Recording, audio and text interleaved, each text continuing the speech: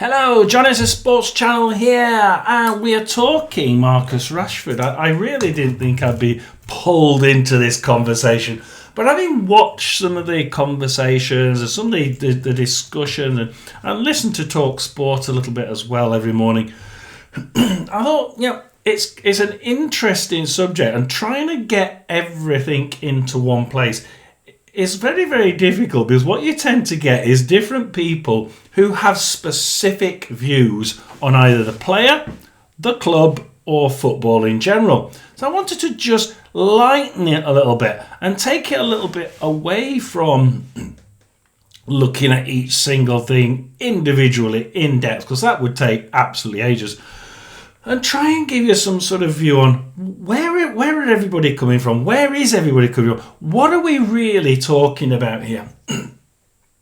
For one, we're talking about the manager thinking, I don't really see him as part of my team. I don't know if I can reintroduce him and get him back into that team as a team player, because it's not in his interest, because the manager wants to play a certain way, doesn't see Marcus Rashford playing in that style, in that position, doing that role, whatever, doesn't see him in it, doing what he wants.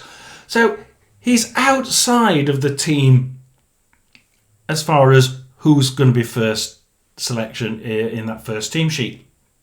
So that's the first problem. The manager doesn't really see him as being integratable or reintegratable into the team. And that's the second thing. Would he be reintegratable at this point? Once you said you're wanting to leave, once the manager said you're not in the direct plans to be in that first team, what are you actually starting to tell the player and the other players? Can you then take that player and put them back into a situation where the manager has already said, well, he's not really in my plans, but we'll try and reintegrate him into the team so that he is included in my plans. So that's my second point. Firstly, and then secondly, the can we actually reintegrate him in the first place? The third part to what I would say is actually money. Now I know people say, yeah, but we have to pay them lots of money because there's a lot of money in the Premier League, and these players will only come here if we pay them lots of money. But there's one or two very important players from the Premier League on Talk Sport recently, and a couple of them were saying, look, we play for one of the top 6 sides. The problem is, if you're really, really well paid, as Marcus Rashford is, if you lose a game, you don't think, damn, I must try better next time. What did I do wrong? How do I improve? He says what you do is you look and say, damn, missed those 3 points. On to the next one. If you win, you think, oh, that's good. Right, who's next? You don't get the same drive to try and improve yourself, the same drive to get the best out of yourself in that game, because you know that you're going to be paid a huge amount of money, and it doesn't matter whether you win, lose or draw, you're going to get that cash. And I see what these 2 Premier League players were saying. It is difficult to change that mindset of cash when you're getting so much, because you don't push yourself that little bit extra, because you don't have to. Why should I? I'm still going to get the X £100,000 a week. So that is the third point. These players, are they paid too much? Should we be thinking about rebalancing the situation? Because one of the things that got me from that part of the conversation, and I know it's very controversial, but John is Sports tends to be very controversial. So please do like and subscribe, because believe you me, I am controversial and I like to be controversial. Just try not to press the dislike, comment underneath. Because no matter how much we say we have to pay them that much because we need the best players, we start to see the Marcus Rashford situation develop amongst more clubs, and we're in danger, I think, of paying players so much that the ones that are paid the most are going to start thinking exactly the same way. Why should I play so well? Why should I play that little bit better? Everybody knows I'm a great player. Fine, I'll try my best. But often their best isn't pushed to the very limit. It's their average best. And a lot of supporters in the Premier League I've seen talking about their best players and saying, yeah, he's really good for, well, most of the time. And I think that's where I'm coming from. The ones of you that support Premier League sides, because I don't, think about how many times do you look at your best player or two and think, yeah, he's really good, absolutely excellent, glad we bought him, he deserves all that money. But he don't play well all the time. There are times when he's just a little bit lethargic. And is that because they're paid so much, like Marcus Rashford, perhaps, that they just don't play to their absolute best? Because he is a damn good player. He can play really well. But he doesn't seem to put in the 100% effort 100% of the time. And what these two players were saying on TalkSport Radio was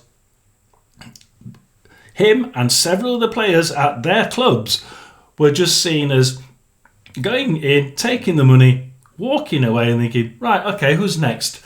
And I totally agree with them. The money situation has to be sorted out, because while ever we've got a league that is so well paid, we're in danger of increasing the number of players that will feel more likely to just try their best-ish most of the time and not quite give their all to the company, because that's what it is, and to the fans. And then it's the fans that get hurt. It's us fans that then see the player that we've paid an awful lot for. We pay him so much each week, and we think he's worth that much, but the fans get hit by this. But he's only playing at his best 70-80% of the time. We wanted him to play like that, well, at least 90% of the time. Yeah, he's going to be injured. He's going to be a bit lethargic sometimes. We can accept that. But when it's not lethargy that's pulling him back, and it's the money and the fact that he's going to get it anyway, whether he win, lose or draw, is that an issue in the Premier League? I think it's becoming an issue in the Premier League. And I think as we start seeing more Premier Leagues drop and more Championship clubs skip into the Premier League and stay there a couple of years, we'll start seeing it at the top end of the Championship.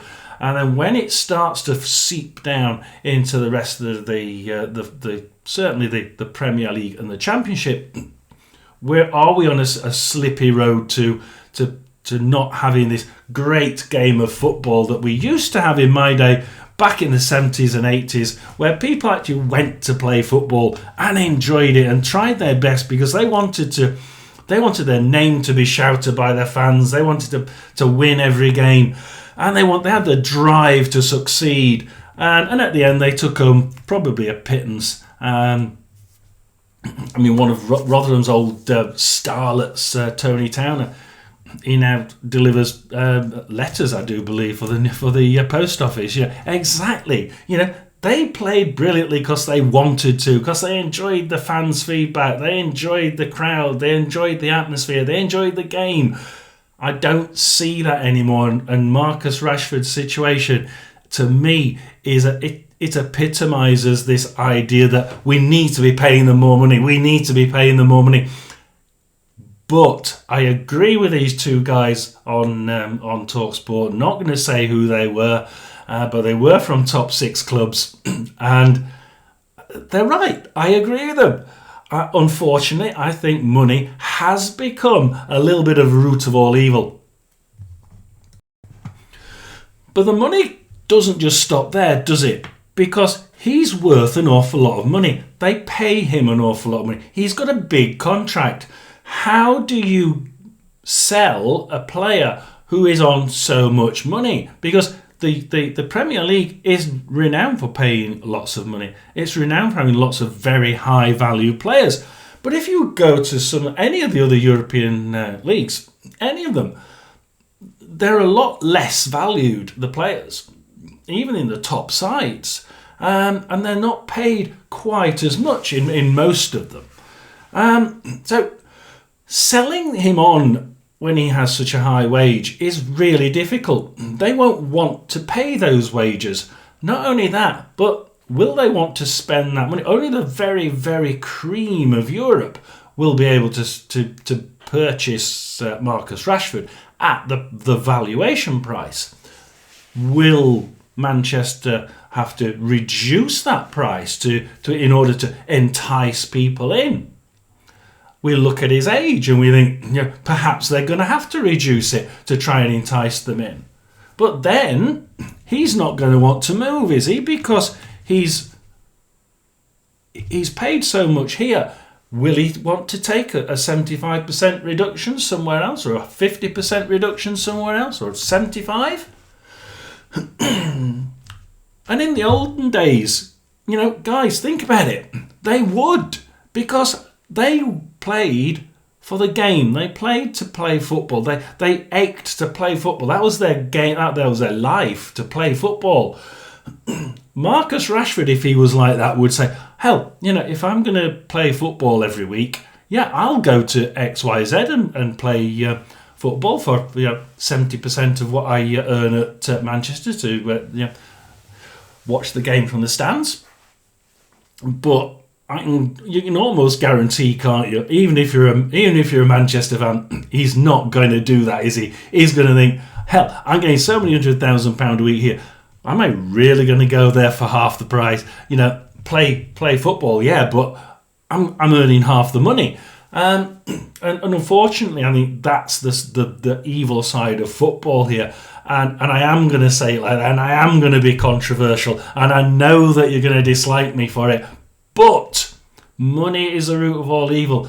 And I believe you me, I would love to be sat here saying, no, I think Marcus Rashford is a great player and a great person. And I think, we have seen him say, he wants to move. But I would love to be sat here thinking and saying, he'll go. He'll go by the end of January because he wants to play football, and he's not going to be bothered about a cut-in wage, because he would prefer to be playing football rather than sat on the bench or in the stands. Unfortunately, I don't think that's true, and I think that while you've got a high valuation for him, and while you've got people wanting to pay a vastly reduced wages, you're not going to see him move. I just can't see it. I hope he does move for his own sake, because he needs to play football. He really does. He's a great player. He can play really well if he's got his mindset to it. I hope he moves, and I hope he moves for the right reason. And I hope he moves and says, stuff the money. John S.'s Sports Channel's totally wrong, speaking total out of his and he moves, and maybe he takes a pay cut, because I think that proves to me that I'm wrong and he's brilliant, and he is a great person after all, and he's doing it for the love of football, not for the love of money. And I think that's what I want to say. Is it for the love of football, or is it for the love of money with Marcus Rashford? And I would love to hear from you. Which one do you think it is? Do you think it's because of the love of money, or do you think it's because of the love of football? Because at the end of the day, if he moves on, it's going to be for the love of football and not for the love of money, I fear, which is actually a good thing. But I can't see it happening. What do you think? John S.'s Sports Channel, being controversial again. Like and subscribe. I believe it. You'll get lots more like this.